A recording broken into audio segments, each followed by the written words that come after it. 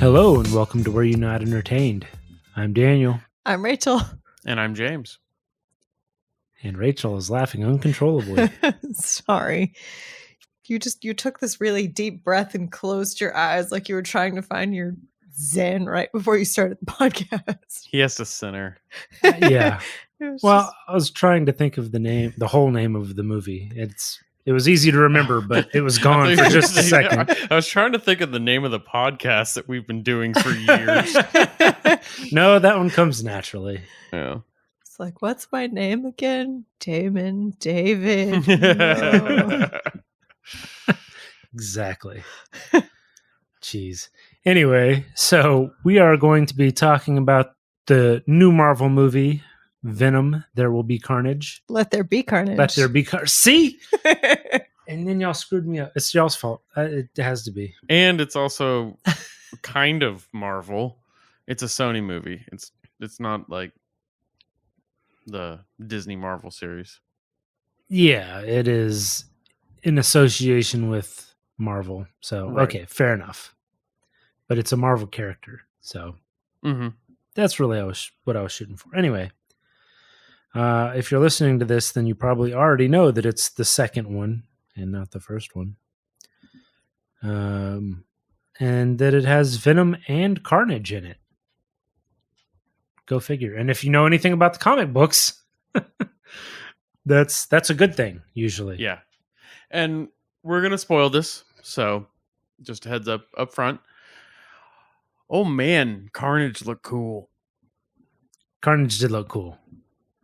That was the thing that made this movie for me, because there were definitely some cheesy parts, and you knew it was a Sony movie because they made sure to try to sell you a television. Yeah, yes. But that was really cringy when the detective said "nice TV," and the Bravio box is sitting there on the floor. Just ugh. But man, did Carnage look cool. I at least appreciate the fact that they made it a thing and that it wasn't just it wasn't completely shameless. At least Carnage. At least Venom had already you could tell Eddie got the new TV and Venom had already just chucked it out the window. And that like I said, at least they made it a thing where it wasn't just like he walked in and was like, "Nice TV, bro." And then that was like all of it. And you're like, "Oh, you suck." Sure. This wasn't like Wayne's World level plugging, but it still was one of those moments. At least he wasn't drinking like a Pepsi with the label facing out and then pumps it towards the camera before he puts it down. Right. Yeah. It still was a moment that pulled you just a little bit out of the movie. I didn't care. Overall, yeah, I thought this was a very interesting movie.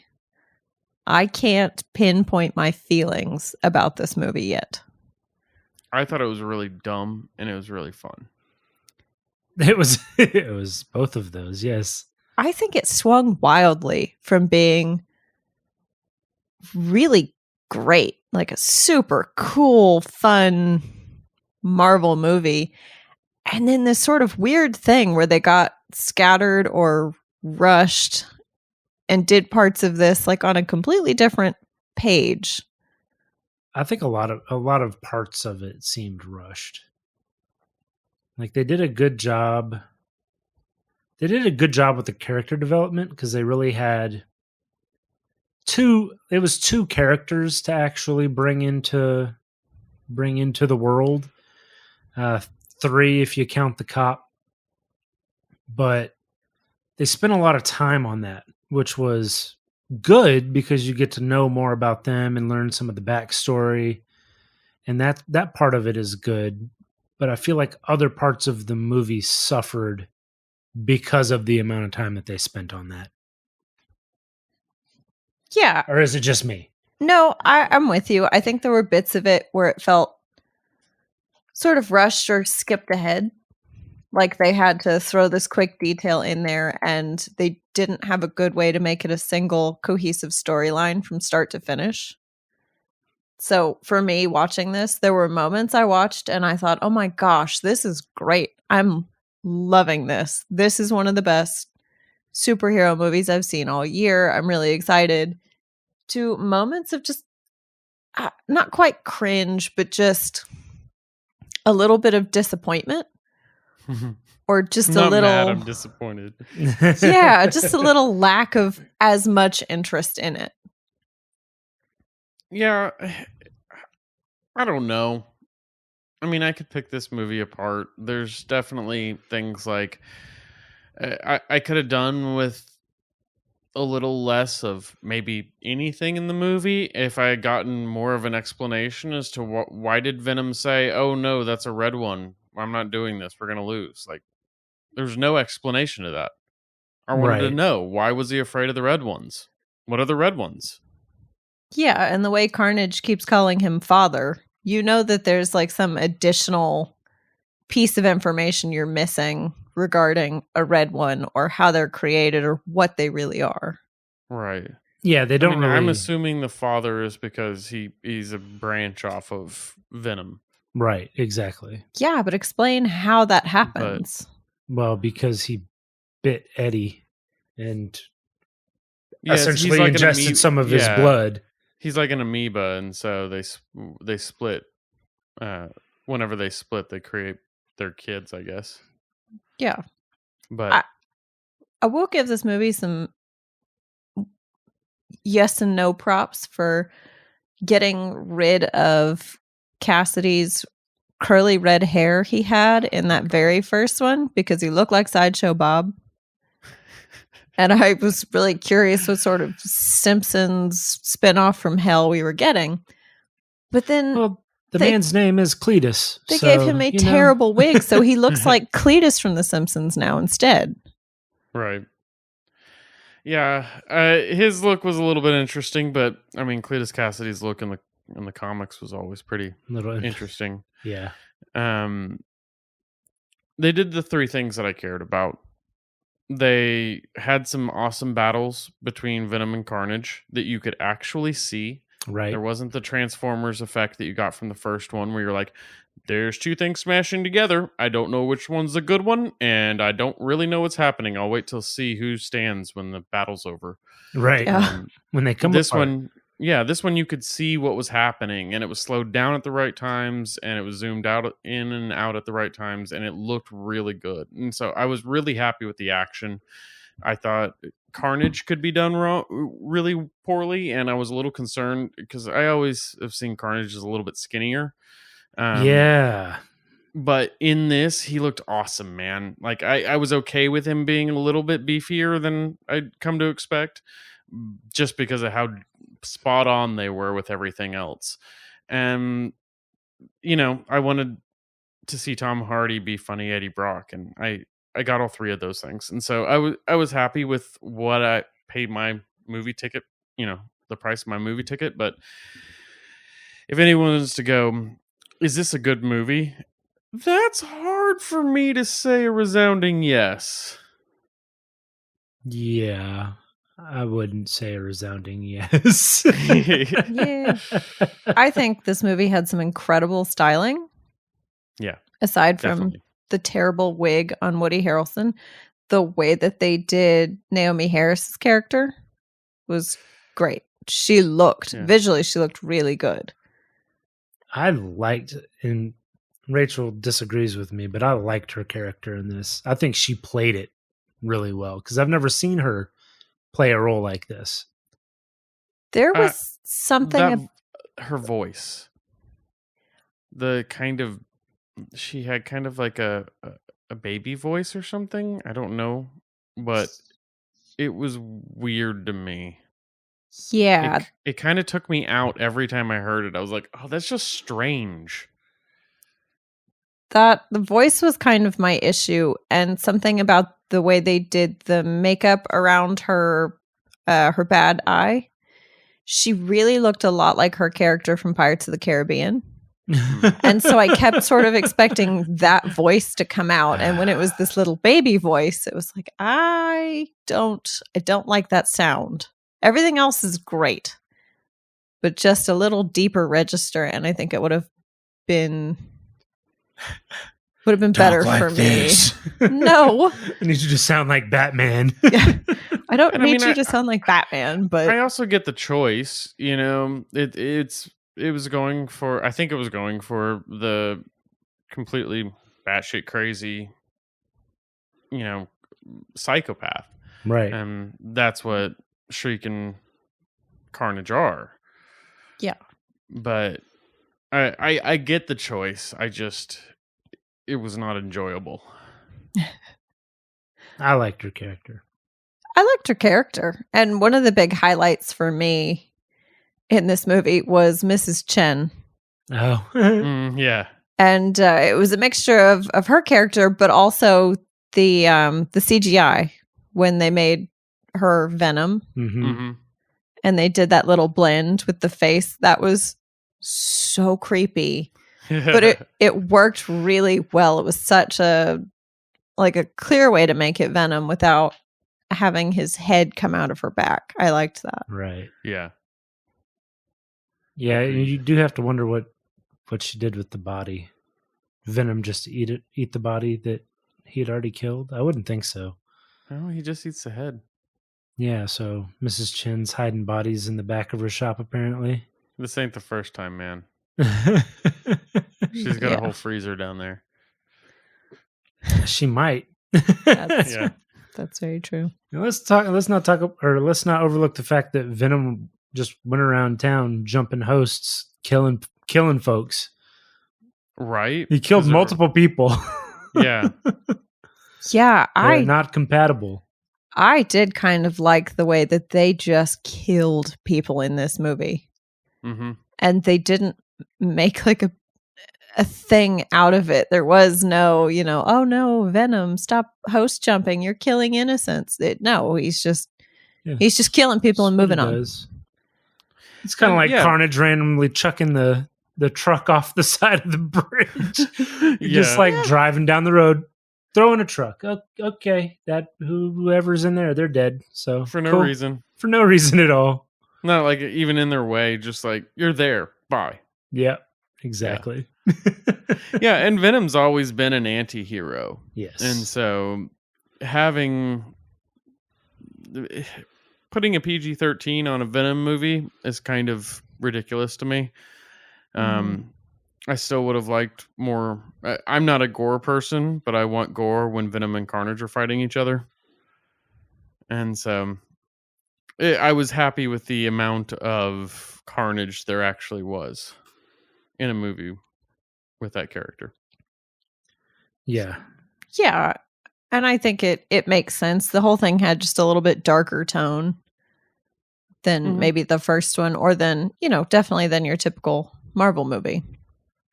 And I like that. I appreciate that, even though they're trying to, or I guess Eddie's trying to make Venom a little more palatable for everyone, he does just end up breaking out and going crazy.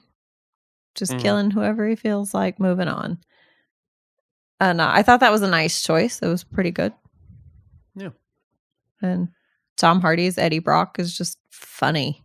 He does the bumbling, funny things super well. Yeah. And I love Michelle Williams in this too. She's great again. Although I got to say that they didn't really do him much justice as a investigative journalist. In this one, they just made him seem kind of dumb. Which I was like, wait, this guy can, like, he researches, like, he knows how to find information. So why is it like Venom's a super genius and Eddie Brock's just a dummy now? How'd that happen? That did feel kind of weird. They did make him seem more like a bumbling host. Yeah. And he had a successful journalism career prior to Venom. So these are skills he does possess. Yeah. True. I feel like we've also buried the lead on this for a little while. We got to talk about the after credits scene. Let's. Okay. So. I wasn't burying it. I just haven't gotten through the whole movie yet. I know, but that's like maybe the most important part. Yeah, because as of the long way as you that care about the universe, it is. True. I think if you're going to watch Venom 2, you probably care about the Marvel Universe. Yeah, that's fair.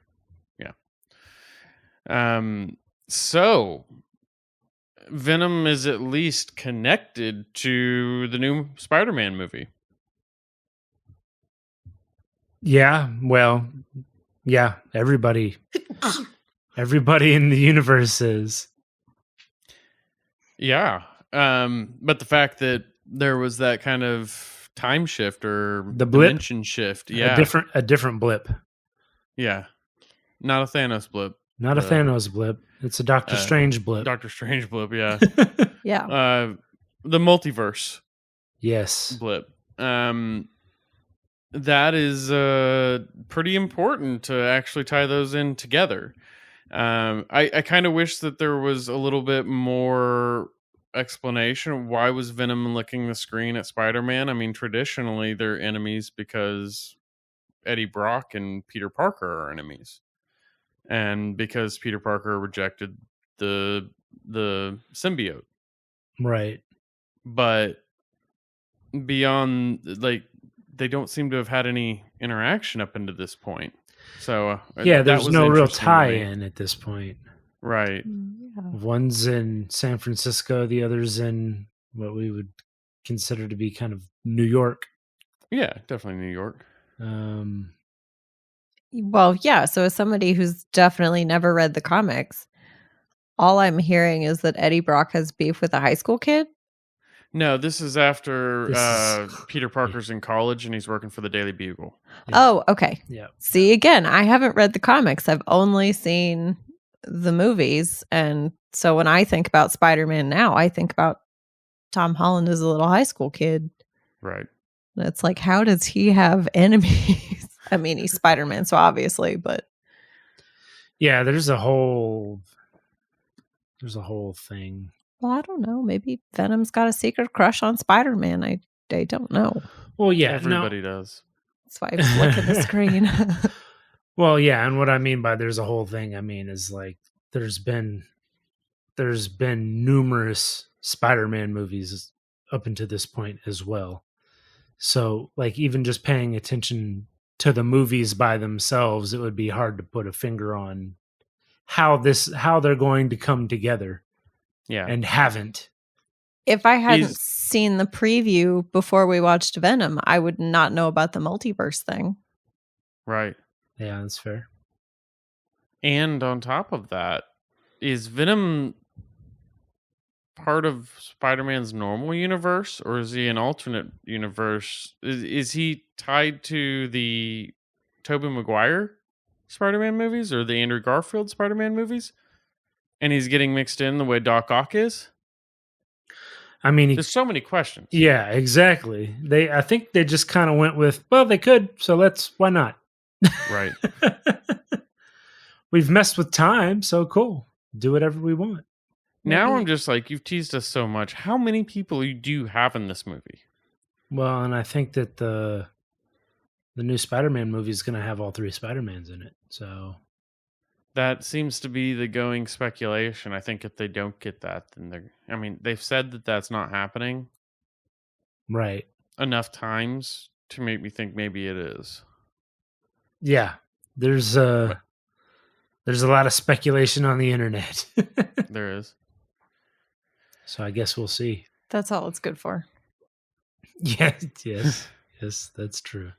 Maybe he's connected. Speculation and listening to our podcast. Maybe he's connected to that pudgy Spider-Man from Into the Spider-Verse. Oh, that'd be the best. Or the pig Spider-Man. Spider-Pig. That's the one. Yep. Totally. Why are there so many Simpsons references? I do not know. Well, you guys ready to get into favorite scenes? Yes. Yeah. Let's do it. I'm going to start first because we already kind of talked about it.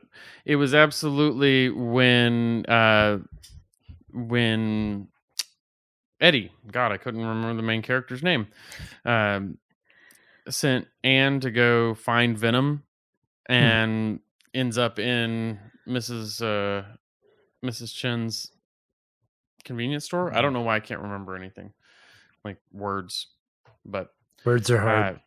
just that whole interaction when Anne realizes that Venom is actually controlling Mrs. Chen. The back and forth with Dr. Dan as well. Yeah. Who they make a perfectly dislikable character. With good redemption arc at the end. But I don't know. It was dislikable. He's just kind of there. Yeah, but that's the whole thing. They make him a dislikable character. He's not. He doesn't do anything wrong. But everybody seems to just shit on him. Yeah, even his wife. Yeah, soon to be fiance, wife. I suppose. Yeah. Fiance. Yeah, he was really nice to I'm Eddie right Brock in here. the first one. Shut Yeah. up. Yeah. No, that's it was good. It was funny. You saw some of Venom's powers. It was more Michelle Williams, who I think is wonderful in this. It was a great scene. Yeah. It was a good scene. And yeah, now that you said that, they make Dan. Jesus.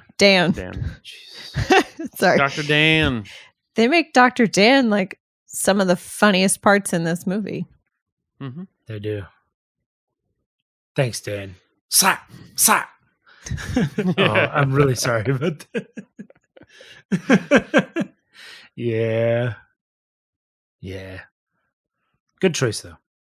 Well, thank you. All right. Well, what about you, Rachel? What was your favorite scene? My favorite scene was the postcard cartoon. So when Eddie gets the postcard from Cletus and he's reading it, really cool. And it starts playing that really creepy little cartoon to sort of illustrate his note. Mm-hmm. That was just awesome to me. I have this really soft spot for those super creepy cartoons. Yeah. Don't know why, but I really enjoyed that. There's something creepy and not creepy all at the same time of watching a little cartoon boy murder his grandmother. And his mother. Yeah, I think it was a really cool way to do that. To kind of show that story. Yeah, a lot of other movies would have done a flashback. Yeah, exactly. Well, and this gives you a way to illustrate it in all its true horrifying detail. But because it's a cartoon and it's sort of cutesy, it's not as horrifying, so you can go further with it than if you'd had a flashback. Yeah, well, and they're line drawings, so it's, two colors and not like... Yeah, it can't get really gory. Right. Yeah. Mm-hmm. It also works perfectly because of how it's kind of it's a reduction of something so horrible, the same way a serial killer reduces the crimes that they commit. Yeah. Right. I think a lot of value would have been lost in seeing this as a flashback because you wouldn't have really... They would have cut away so much to let your mind fill in the blanks. So I appreciated that. And keep PG-13. Yeah. How do you illustrate a little boy murdering his grandmother in a flashback? Right. Not well. And keep it PG-13. Like this. And keep it yeah. Yeah, exactly. Very good choice. Definitely. I literally remember thinking, oh, this is really cool. Yeah, it was really cool. Yeah, me too. All right, My Dan. turn. Dr. Dan, what was your favorite scene? See, you've just been sitting here trashing Dr. Dan, and then you call me Dr. Dan. Great. That's what reminded me. I appreciate it. James just likes to shit on you. Mine is actually when Eddie and Venom get in their fight and break up. Their lovers quarrel. Yeah. It was just awesome to see them beat each other up. Mm-hmm. And Eddie get healed for a second just just to get broken again. Yeah, just to get broken again. That was awesome. Yeah. Yeah. And then followed by, like I said, the TV. TV gets chucked out the window after it's like he gets famous again. He buys a Ducati and a TV, and that's like really all he bought. Right? With his redemption money. And Venom destroys both of those things. Oh man. Yep. Yeah. His prized possession. That bike hurt. I was like, oh man, really? Trashing the TV hurt. And then trashing the bike. Yeah. Yeah. I enjoyed the Sony TV. It might have cost more. It could have. I enjoyed the turnabout where he headbutts Eddie and fixes his nose to headbutt him again. Yep. And then later on, Eddie grabs his helmet and smashes Venom in the face. Yeah. He breaks his teeth out. Uh-huh. Yeah. Yeah, that was awesome. I really enjoyed that. Jacked up the apartment. And they never hurt Sonny and Cher. Because they're best friends. That is great too. They did not hurt Sonny and Cher. I have new chicken names for Stardew Valley. Sonny and Cher. Yeah. All right. Well, then I think that about wraps it up for Venom. There will be carnage. There will be carnage. No, let there be carnage. No. No? Oh, it is. Oh, sorry. Yeah. Okay. I'm like, wait, is there more? Does it not wrap? We're horrible at this. We can't even keep the name straight. You guys. Oh, man. Y'all screwed me up at the beginning. Thank you for checking out our coverage of Venom, Let There Be Carnage. If you enjoyed the show, then please go online and like and subscribe. But make sure to join us next time on Were You Not Entertained?